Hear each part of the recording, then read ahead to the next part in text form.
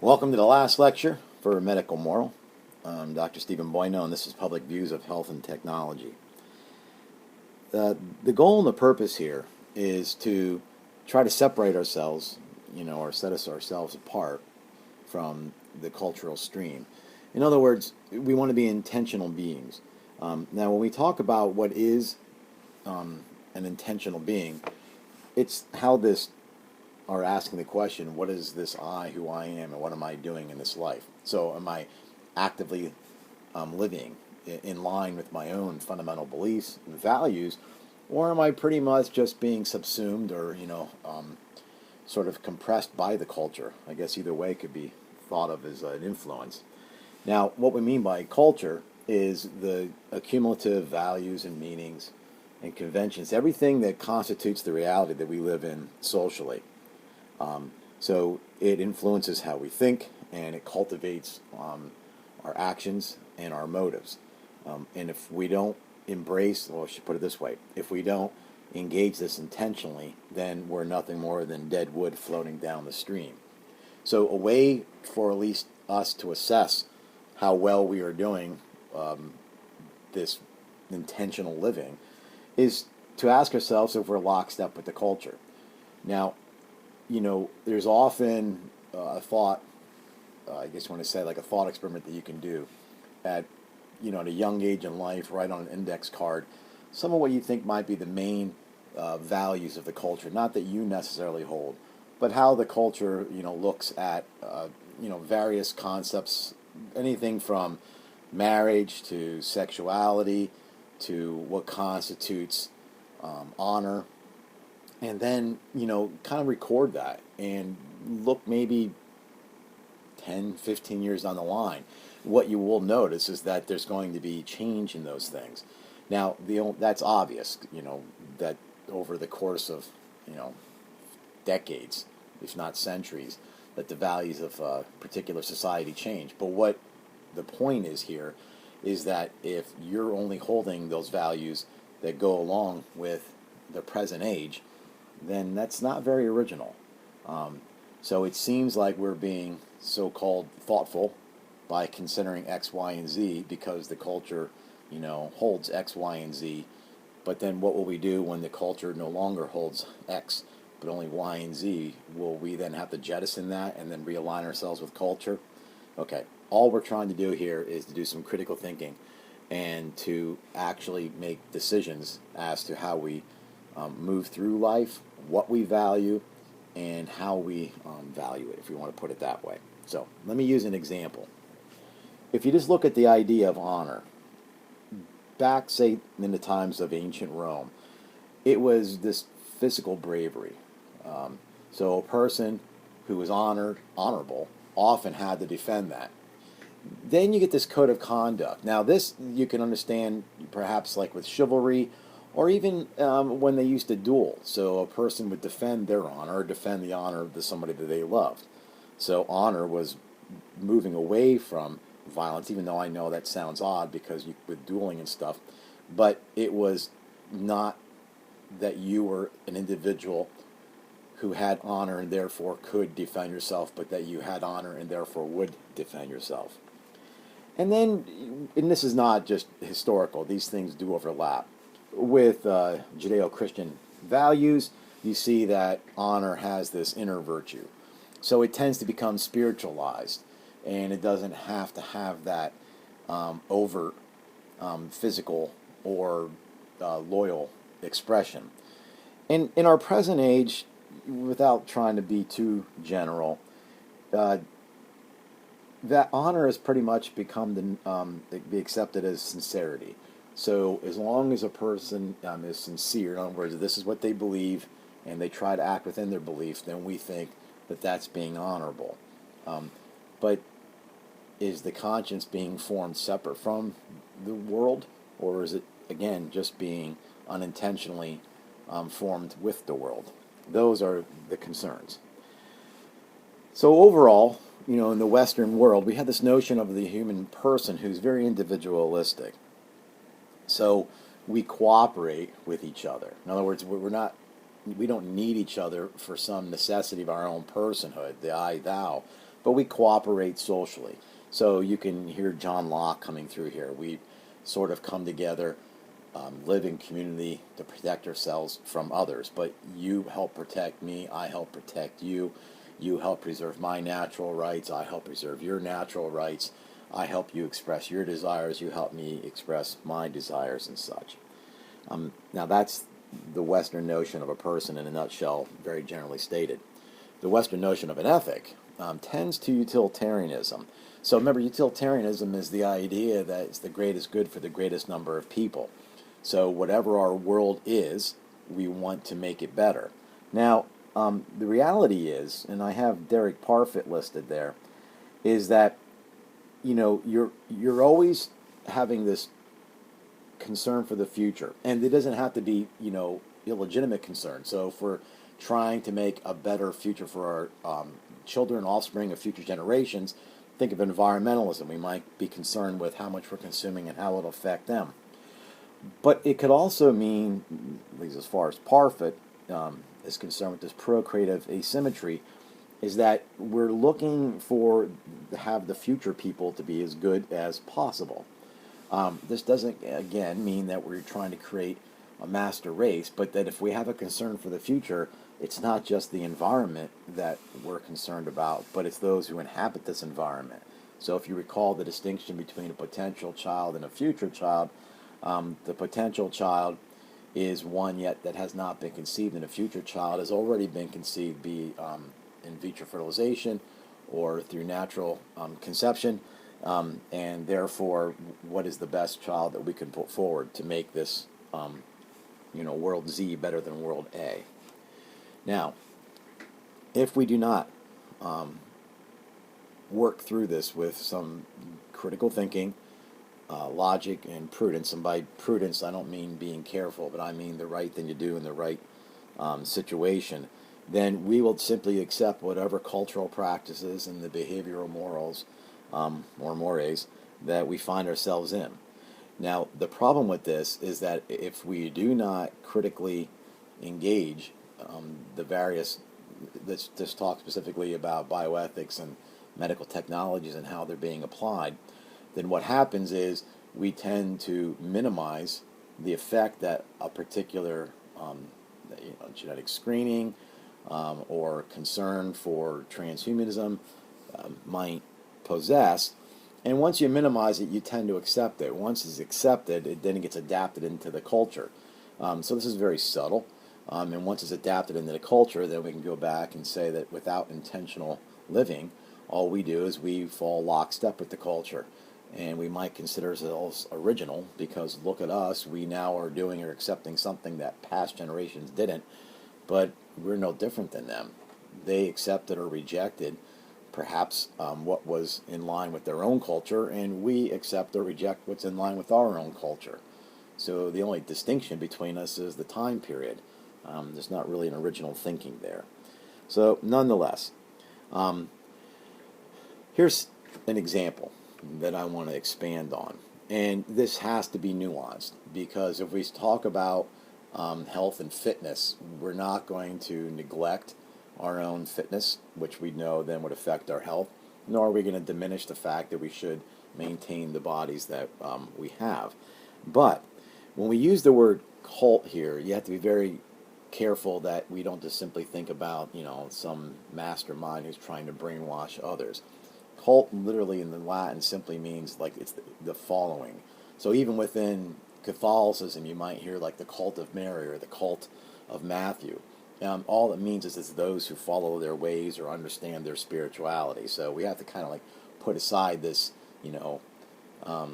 compound, mass suicidal type views that we have that cults, I guess possess or at least project. And fitness, we're going to be talking here specifically about physical fitness. Now, if you just look at how this may have changed over the years, and again, this is all being very general because the only goal here is to make a point, not to give some historical analysis and everything. But there was a day when the average person, and probably the bulk of all people, unless you were a lord or such, your lifestyle must have been strenuous just because of the daily existence that you had. So, we grew our own food from crops. We had to draw water. We had to build everything that we used. It wasn't someplace you can go and buy this stuff. So it was just part, like this constant movement was just part of a normal lifestyle. Of course, it may not have aided the individual in a long life expectancy because it was also hard on the body. But nonetheless, that's where the idea that somebody, say, back in the 1200s wanted to go and exercise would have been odd. They would have thought, well, aren't you just doing that while you're working? And plus, they would not have had the connection between cardiovascular fitness and exercise and such. When you get into, let's say, post-World War II, now you're starting to see a little bit of a switch. So now there's the connection between physical activity and good health, and this idea that somehow recreation should be more than just simply leisurely pleasure. There must be something that forms from that. Especially in the text, I cover John F. Kennedy, who, as they realized coming off of the Korean War, that I can't remember what it was exactly, 1 in 3 Americans were not fit for service and such. So he wrote this paper, I think that was published in Time magazine, that was simply called The Soft American. So anybody who grew up in the 60s and the 70s remembers the JFK initiative. And I know in my neighborhood, our basketball court was the Kennedy Court. Our weightlifting club was the Kennedy Club. So there was this stress for fitness, calisthenics, and the such. By the time you get, into the 70s and certainly into the 80s, now you see a lot of fad workouts, and you could match this all with various diets that, probably aligned with those. But the aerobic trend, bodybuilding trend, and the rise of supplements, especially from the 70s, again, through the 80s and 90s, and it's still very popular now. Presently, we now have this wearable technology, right? So with this self-tracking, where we have this idea of self, who's very individualistic, comes to us. Now, how are we taking care of ourselves? This social cooperation, has its limits, so we also become very competitive. And in the same way that, this capitalistic society that we're in, market forces drive all of this. So we use a Fitbit, Apple Watch, and such, as ways to track our own fitness and such. Now, what this means then is that we are starting to lose what are the goods of fitness. Now, I just want to be clear, and again, I'm trying to be nuanced here. There's this philosophical notion that's called first things. And what it means is that there can be rather things in activity or such that we pursue that are not bad. They are good things, but if we get the priority of them out of sync, we then lose the benefit. So an easy way to say this is that alcohol, wine, beer, and such is a celebratory drink. So a person who has 1 or 2 with family and friends, holidays and such, can enjoy the celebration that ensues. But a person who does not take that as the first thing, but then goes for mere the pleasure of drinking, which we would probably call, alcoholism, drunkenness and such, they never get to experience the first thing. So because they lose the fact that alcohol then for them becomes a means to dulling the world, they no longer can experience the first thing, which is supposed to be the celebratory aspects of that. Okay, so if you can with an analogy, bring that back to fitness, it's the same notion.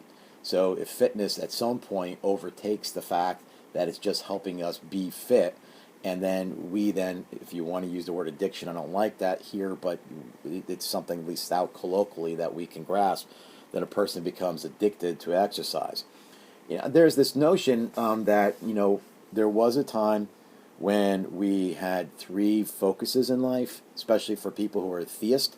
So we would have this idea of worshiping God, seeking entertainment or play, if you want to call it that, and then our job or our work. So what we would do is when we were at worship, we would worship. When we were at play, we would play. And when we were at work, we would work. But, our work has become less strenuous. That was part of the idea that our movement from lifestyle priorities have changed. We don't get fit just by trying to maintain our daily sustenance.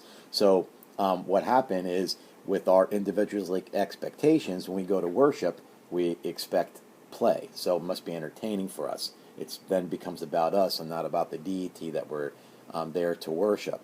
When we are at play, because we don't have the strenuous work style, we tend to play very hard. So extreme sports, bodylifting, distance running, you name it. So when we're at work, where that was normally the strenuous thing, that becomes now where we worship, because it's something that we identify with, and it's usually not very strenuous. So again, worship, let's use worship, play, and work. What happens is we wind up playing at worship, we wind up working at play, and we wind up worshiping at work. So you kind of get the whole things mixed up. It would be like in school, like when you study and you're training, they're directed towards a very specific thing, either knowledge or performance in a particular vocation. If we got those out of line, we too then would be misdirected between second things and first things.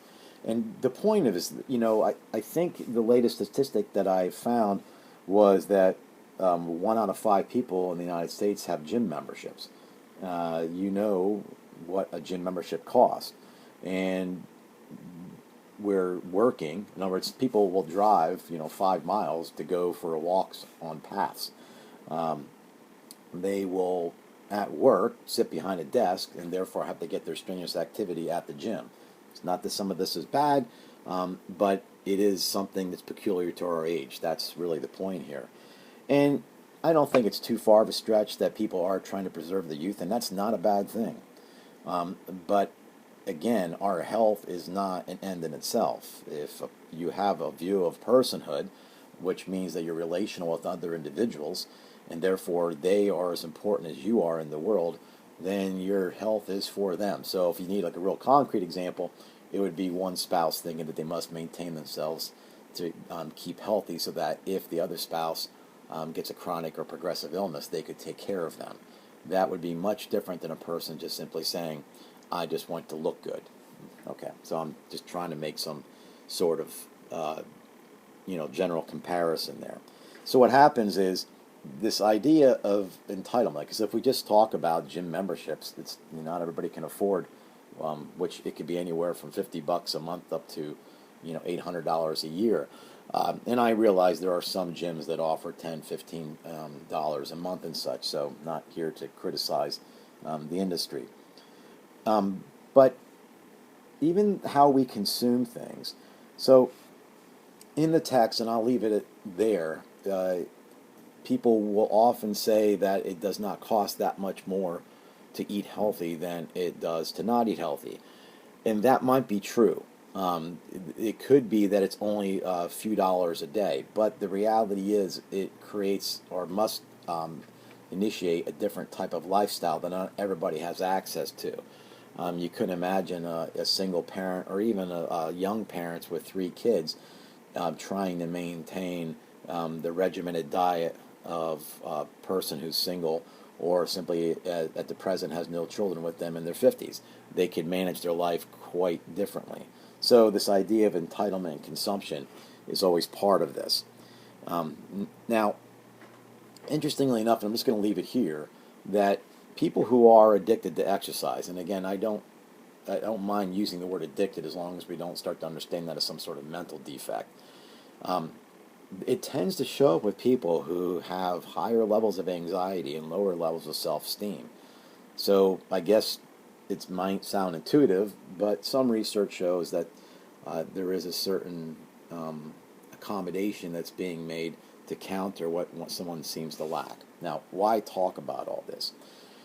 Because when patients come in to medical professionals, this is the world and the environment and the thought that they bring. There's this idea that, I can't do this, can you fix that? I was able to do this, now I can't do that, why can I not do that? The idea that you can fix all things, it makes the whole concept of wellness not quite fit the same view that we've been trying to push in this course. that it's about flourishing. And flourishing looks different in different aspects of people's lives. And it also is expressed differently as values change, from being, a young student to a young married couple to a married couple with young children to you can go on. So this idea of the cult of the body, where this fitness is, like a person who is fit has some sort of symmetry to their success in the world, that enters. That's the mindset of the patient as they come into the room. So So what happens is the medical professional is literally entering in to people's life choices, and those life choices are bad and good, and then their life choices and their goals become something that they are achieving or hoping to achieve, and they could see the medical professional in the sense as like a body mechanic, and that could be a rather odd relationship to maintain. Okay. Now, this particular and last aspect of this course is going to be a little more abstract. So if it takes me like a few minutes just to lay it out, I think it's going to be worth our time. If we continue with the idea that the healthcare worker enters the context of a particular time and culture, then we have to understand that interpreting that, again, being intentional beings, and having patients being intentional beings, or at least the healthcare professional recognizing that not everybody is, then there's no way that this cannot affect patient care. And for the professional, medical professional themselves, this can affect their meaning of their vocation in terms of what is being solved, especially if they think that there are problems to be solved in that regard. So these four causes. Now you have to understand, this is Aristotelian metaphysics, and this all comes from a medical actually a physician and a philosopher from Notre Dame University, who had written a book called Anticipatory Corpse, and it's an odd way to state that the concern is that if you break the human person down to a body that simply needs to be maintained, fixed. In other words, it's almost like a car that has to run more, right? Then the only goal for the body, the only end, is death. So everybody is being treated on their way to this particular end. Okay, as odd as that sounds, let me work this out. Now let me just say that these are called the four causes, and they explain, at least within Aristotelian metaphysics, how something comes to be. And they stand and fall together, so all four causes are necessary. The material cause, that is literally the stuff that we are made out of. So that would be the biology of the human person. The formal cause, this is like the what. So you could hear this as the essence or the essential aspects. So from a theistic point of view, the form of the human person would be the soul. The efficient cause, this is how. So, we're not here to argue about, exactly how the human person came to be. But we're also going to be talking about, is there a design behind it? We'll leave that out for a second. And the final cause, from a theistic point of view, is obviously going to be union with God. There doesn't exist a final cause in the understanding that there is no afterlife. So you could see that in a modern understanding, two of these causes at the least get sidestepped. So, if the material cause from a theistic point of view is the body, from a non-theistic point of view, it's just going to be that we are nothing more than the sum of our physical processes. The soul and then the mind, you could hear the Cartesian separation going on there. Again, with the efficient cause, are we designed, or is this some sort of a spontaneous event that has happened? The forming of amino acids and then therefore proteins, and at some point consciousness. And this is an important distinction. So the human person from a theistic point of view is very transcendent. In other words, this is just simply a journey to a future state, understanding, union. But in the temporal world, there's no where, there is no why, which is why existentialism In other words, the myth of Sisyphus, where there's no meaning to life, it's only in the struggle. But the irony is that there's always a seeking of meaning. And when there is no meaning, then one must be constructed, if you can put it that way. Okay. So, in contemporary medicine, they have simply discarded the formal cause because they are dealing with the body per se. They've also discarded the final cause. And I won't reiterate exactly why, but we've already spoken about that. So what that means then is this efficient cause. If it's just spontaneous, the only way to really, how do you want to say, understand it is in terms of effectiveness. So if a person limits or has a limited, mobility, has a limited, goals, leave it at that, then they have a lack of effectiveness. And that seems to be that's something that medicine has to help restore. Again, I used to be able to do this, now I can't do this. How can you help me do this again? With the material cause, he says it's the anticipatory corpse. Because if there is no, final cause, then the only thing that really can come out of this is that the individual is basically has one end, and that's death. So everything is to stave that off or to help a person be as effective as they can until that stage. So all we start then is we want this good life. We want our mobility. We don't want to have to be restricted in our activities and such. So we start to weigh this out between what is the good life and what is the bare minimum that we would accept. So, euthanasia fits into this worldview very easily because you can see it's actually allowing a person to determine whether or not their effectiveness can be expressed in that bare existence, and if it does not, then therefore should be able to end that on their own terms. So my point here is not to negotiate exactly the ethics of that, but to only state that a person's view towards that and in terms of their functionality is something that's pretty peculiar to our time. So the good life has to be one that you choose. So if you choose it and it's not accessible, then some decision will have to be made. Medical interventions for the body are always tacked on. In other words, some sort of like incremental progress in having this good life, if you want to say. With the effectiveness, since the good life is the one that you want to choose and you do not want to have this bare life, then death is the only ultimate comfort that can come from that. So, this is not a stretch on how the modern world is embracing, ending one's life as a right. And we're not going to, again, go through that, but remember that a right should be connected to a duty, and a duty should be connected to a natural inclination. And our natural inclination is to preserve life, not to preserve effectiveness. But we'll leave that.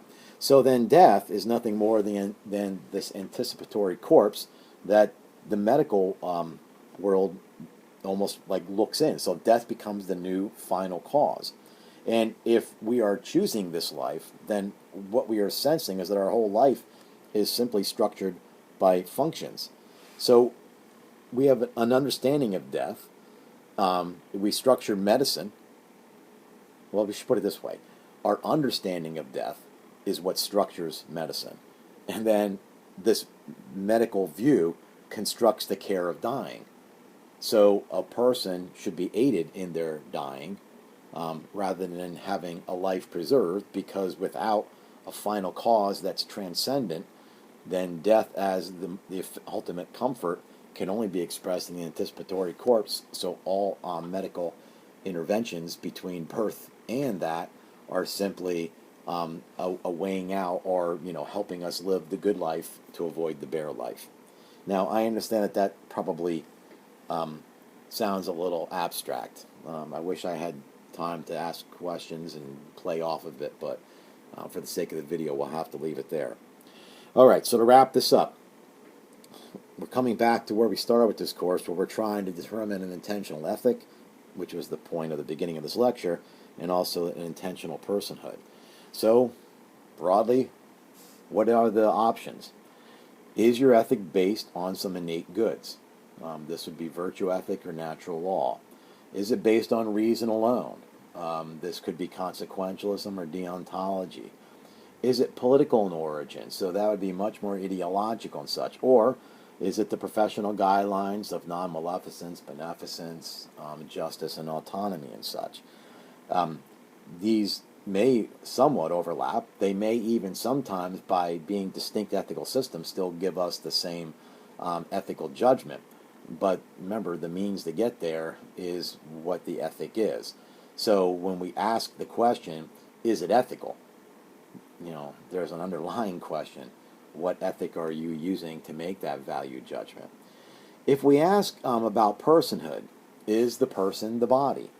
If the person is the body, and then therefore you are the mind, which is nothing more than the brain, so the brain is not the organ, where the mind is the spiritual component, the mind and the brain are both the same, therefore we're back to the anticipatory corpse. If it's a composite, which would be in theistic terms, that there is this body and this soul, and even a spirit beyond that, so in the Jewish understanding they would have the ruah, the basar, and the nefesh. So it was the body, the soul, and the spirit. But my whole point is that you're not just one of those. You can't say you're a body and a soul. You are a body soul. Or as some non-theistic or atheists presently talk about in terms of consciousness. And that has to be more than self-awareness. Or do we have some sort of like mental state where the world is a projection? I mean, again, there's a lot of nuances in this, and we went over some of those. But once you've settled, is it ethical, by determining what particular ethic you're applying, then you're going to say, is this ethical to do? Well, it's only ethical to do based on personhood, because that's the ontological question. Remember, I had said at the beginning of the course that if behind a wall there were a living thing, and I asked your permission, can I kill it? The very first question is, what is it? So we're going to have to ask the question, even as medical professionals, what is the human person, before we start trying to apply any particular ethics. So if you're going to hold that health is effectiveness, that which would fit the anticipatory corpse, then functionality is the determiner for this good life that one might choose. And death will simply be the comfort when there's no longer a good life. If health as wellness is the goal, then we have internal goods that become determiners. So we could see that in different aspects of our life, even with loss of functionality and such, even with loss of mind, that our relationship to other persons is predicated on our own existence, or how we should say our own existence is predicated on a relationship to others. So a real simple scenario would be that if another person is crying, it draws us into their lives. So it's not simply that sorrow should be removed from the world, but sorrow serves as a sign to draw another person in, as does another person's lack of health or such draw those people who are called to this vocation in to engage that individual. So if we can sum up the entire course here, we have these internal goods of healthcare professionals and caregivers. So all those things, from empathy and being very flexible, just pick it, all those things that are going to form the vocation of a medical professional, they then have to be, let's say, cultivated by an intentional ethic. So I will choose to work through it as such.